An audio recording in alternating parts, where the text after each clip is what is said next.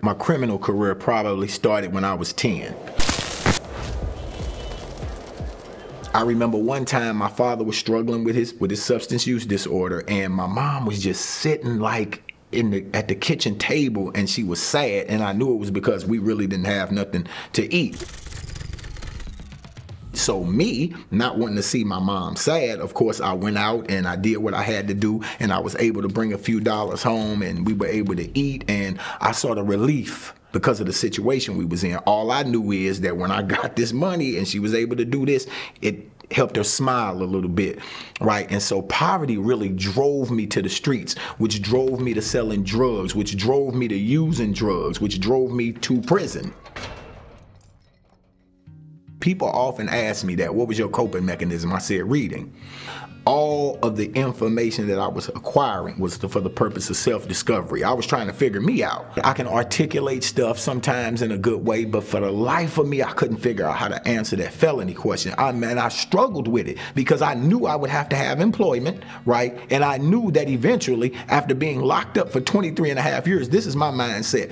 When they go back and they look at my work history and they see the last job I had was in '95 and this 2018, they're gonna be like, well, what's going on? Connections came and they gave me a simple solution for what was complex for me, right? I ain't gotta explain no gap in my work history, and I was able to navigate that felony question. But I'm humbled, for sure. I remember Magic Johnson said something. They gave him a Lifetime Achievement Award, and he said, man, people shouldn't get awards for doing what they're supposed to do anyway.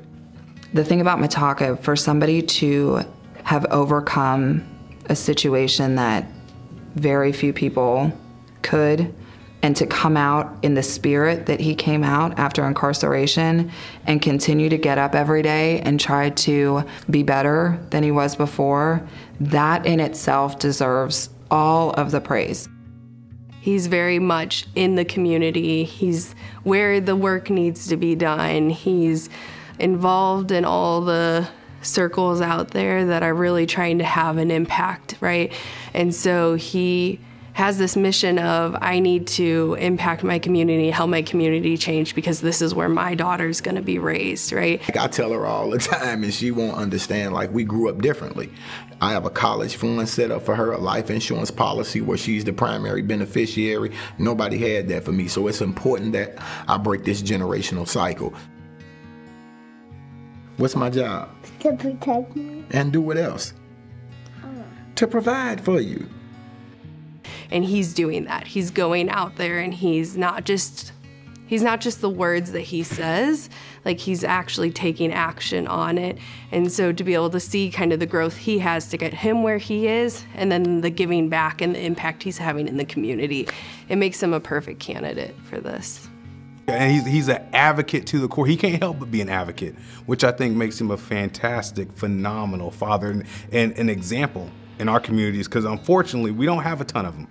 So yeah, I'm a fan. I'm a fan, not because of his lip service. It's not what he says. It's watching what he's done, you know, and watching what he continues to do. I am a facilitator for the PPD class here at Connections to Success, but I've also served in the role as the outreach coordinator and as a life transformation coach.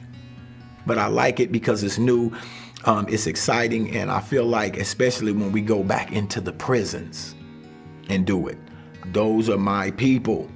Right? I demonstrate the effectiveness of what Connections to Success looks like on a day-to-day basis in my life, so they're able to see it work through me. So not only am I a facilitator, I'm a representative of what the PPD curriculum entails. And so I go in and I inspire them, at least I think I can.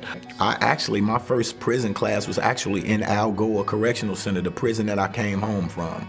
So I came home August 24th, 2018, and we started a class February the 26th, 2024, which is my birthday.